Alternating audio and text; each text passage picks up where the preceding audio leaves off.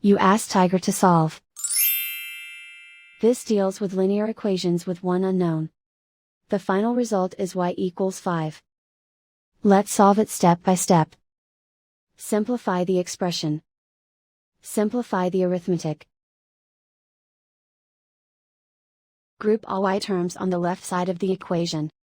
Subtract 2y from both sides. Simplify the arithmetic. Group like terms. Simplify the arithmetic. Isolate the y. Divide both sides by 3. Simplify the fraction. Find the greatest common factor of the numerator and denominator. Factor out and cancel the greatest common factor.